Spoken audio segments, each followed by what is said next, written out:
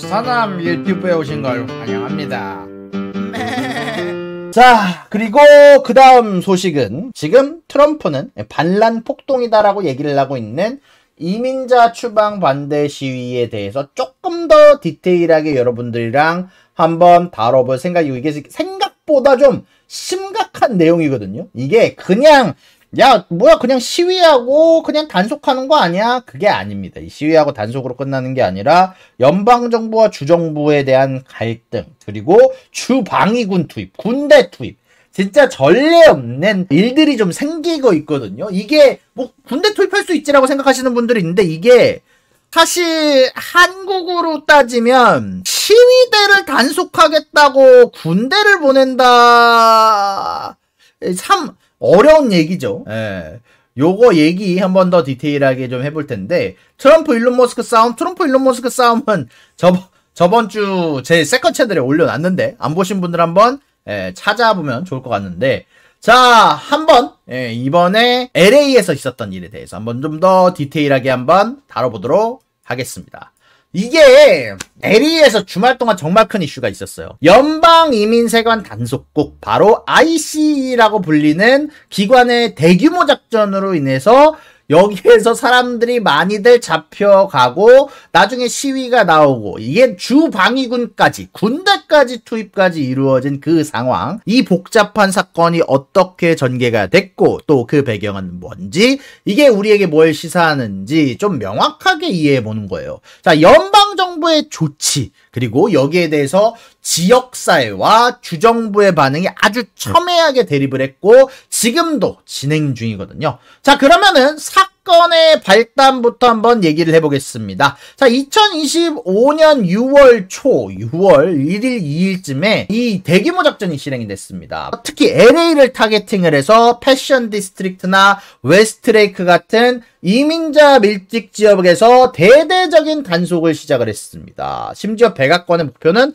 하루에 3,000명 체포였다, 이런 보도까지 있었는데 3,000명까지는 아니더라도 일주일 동안 거의 한 120명가량 체포가 됐다라고 얘기가 나왔더라고요. 숫자만 중요한 게 아니라 그 방식이 좀 문제가 됐습니다. 그냥 단속을 한 게 아니라 강압적인 단속을 진행하면서 동시에 어디에서든 단속을 실행했다라는 점이 굉장히 커다란 이슈로 떠올랐는데요. 그리고 여기에서 여러분들이 굉장히 많이 알고 있는 유명 틱토커 유튜버도 단속의 대상이 됐습니다. 자, 여러분들 한심자 웬만하면 아실 거다라고 생각을 하는데요. 틱토커 1위를 하는 남자죠. 근데 이 틱토커 1위로 하는 한심자마저도 날짜 신경을 안 쓰고 있다가 실수로 비자 시간이 지났었는데 이분마저 마침 체포돼서 6월 6일날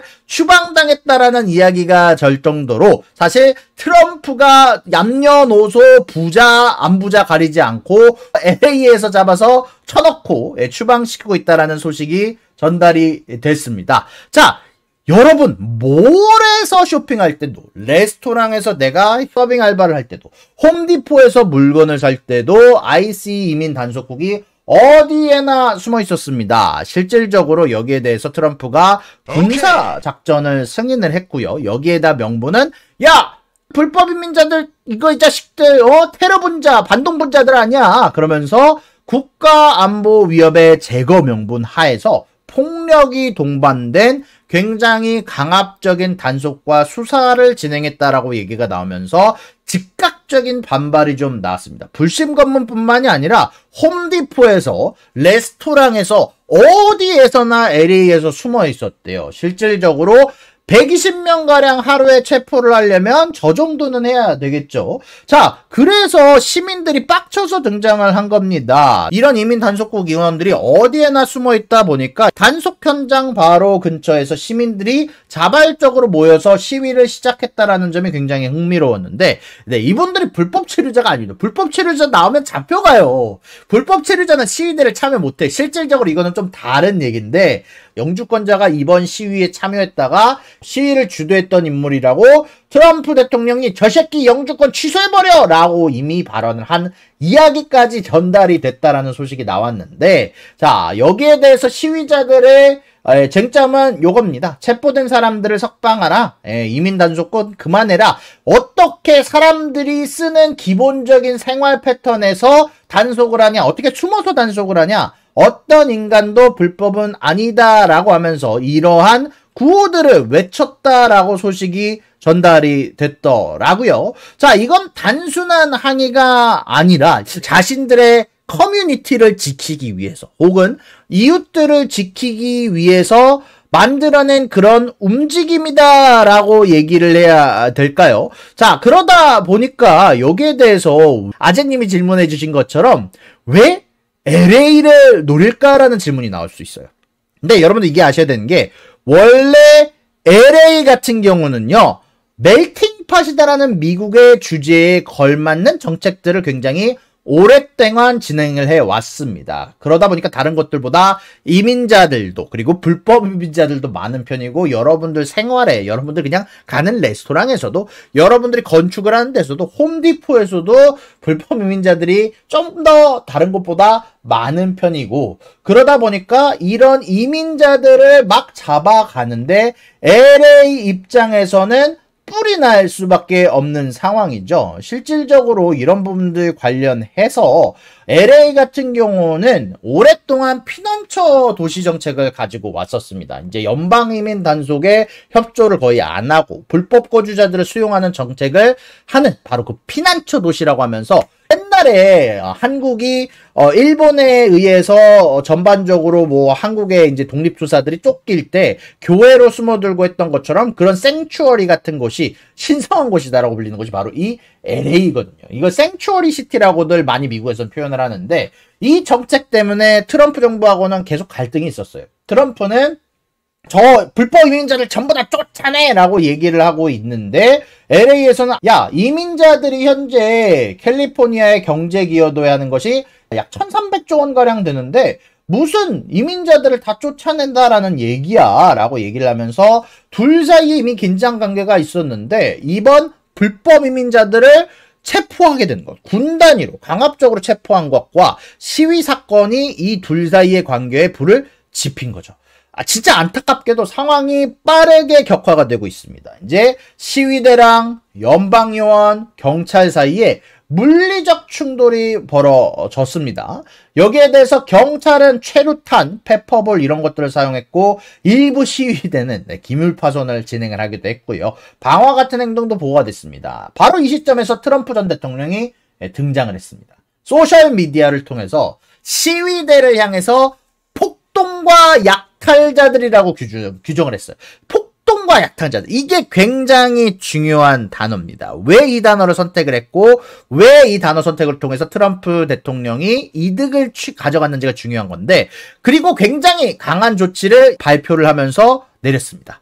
바로 주방위군을 2,000명을 LA에 투입하다라고 명령을 했어요. 심지어 필요하면 야 주방위군 2,000명뿐만이 아니라 해병대까지 투입할 수 있다라고 이런 말까지 했고요. 상황이 정말 일촉즉발로 가는 상황에서 이미 몇백 명의 군인이 투입이 되고 지속적으로 더 투입이 될 거다라는 얘기가 나왔습니다. 여기서 이제 연방정부하고 캘리포니아 주정부가 정면으로 부딪히게 되는데요. 자, 여러분들 이게 문제가 되는 게 여러분들 미국은 한국처럼 하나로 된 국가가 아닙니다. 바로 연방국가예요. 미국의 국가는 연방국가 시스템이에요. 하나로 국가로 활동하긴 하지만 각 주가 영주가 있는 것처럼 각 주가 자치정부가 있는 것처럼 각 주는 일정 부분에 대해서 법을 제정하고 단속을 할 수 있고 여기에 대한 자치권이 있어요. 그래서 이 캘리포니아 게빈 뉴섬 주지사가 아주 강력하게 반발을 했습니다. 야,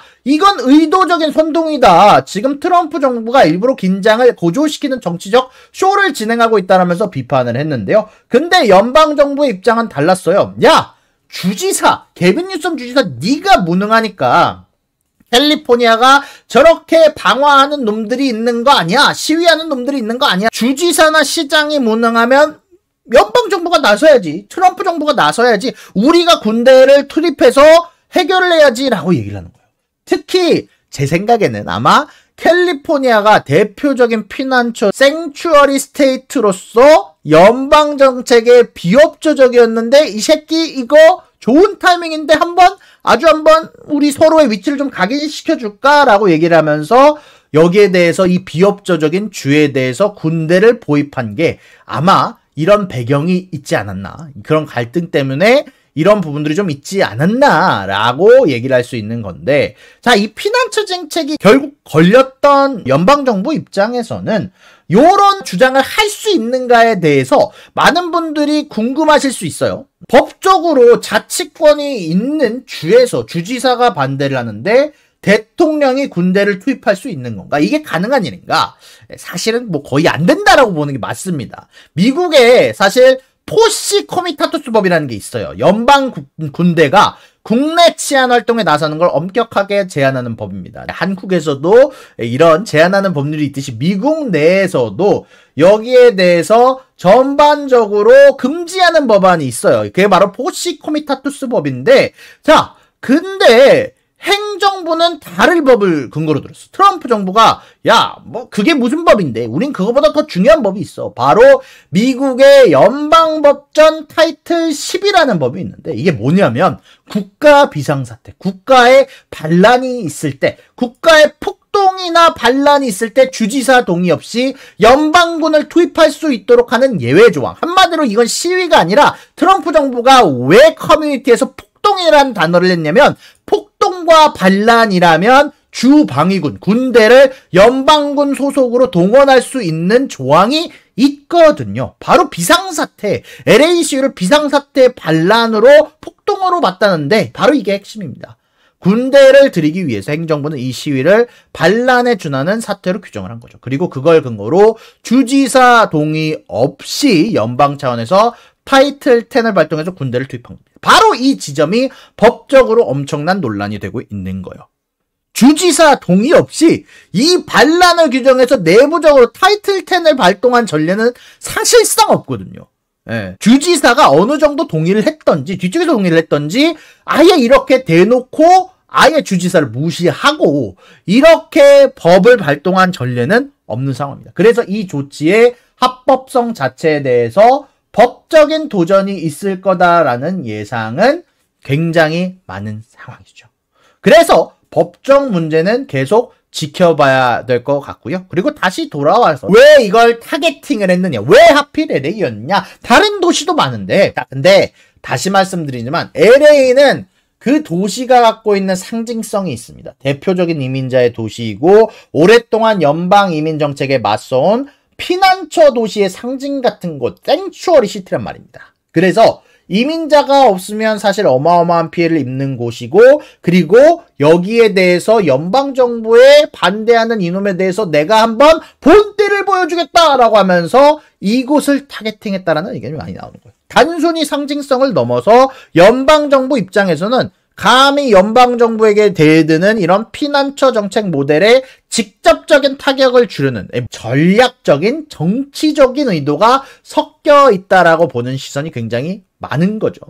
그러니까 간단하게 정리를 하자면 이번 사태가 단발성 사건이 아니라 트럼프 행정부 때부터 이어져 온 강경 이민 정책에 반대하는 세력들을 본보기를 보여주려는 연장선상에 있다라고 보는 시간이 많고, 그리고 대규모 추방이라든지 국경 통제 강화 같은 기조가 조금 더 공격적인 형태로 나타난 거다라고 볼 수 있을 것 같습니다. 자, 어쩌면 이제 연방 권력을 이용해서 주정부가 군대를 보내서 본보기를 보여주는 이런 방식 자체를 조금 더 뉴노멀처럼 만들려는 그런 트럼프의 의도도 있지 않을까라고 생각을 할 수 있는데, 이거는 좀 상당히 좀 무서운 얘기인데, 이런 사실 식의 개입은 앞으로 당연히 지역사회와 주의원과 트럼프 사이의 연방정부 간의 신뢰를 깨트릴 수 있는 조치입니다. 군대를 자기 맘대로 보낸다.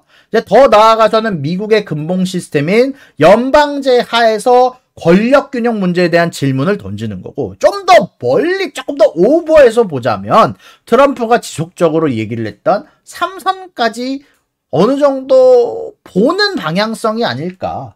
라는 개인적인 이야기를 좀 덧붙일 수 있을 것 같고, 또 이번 조치가 앞으로 다른 국내 문제에 연방정부가 개입하는 어떤 선례가 될 수 있다는 점, 아무튼 이런 것들까지 아주 상당하게 중요하게 봐야 될 부분이다. 그냥 간단하게 LA에서 시위가 났고 요거를 제압하는구나가 아닌 정치적인 의도가 상당히 많이 들어갈 수밖에 없는 부분이다라고 정리할 수 있을 것 같고, 조금 더 간단하게 얘기를 하자면 이민 단속국의 급습으로 시작된 LA 사태가 시민 저항, 격렬한 충돌로 이어졌고 결국에는 연방정부와 주정부 간의 정말 이례적인 권력 충돌 양상까지 보였다. 그리고 법적, 정치적, 사회적 문제까지 아주 복잡하게 엮여 있는 정치적 쇼다.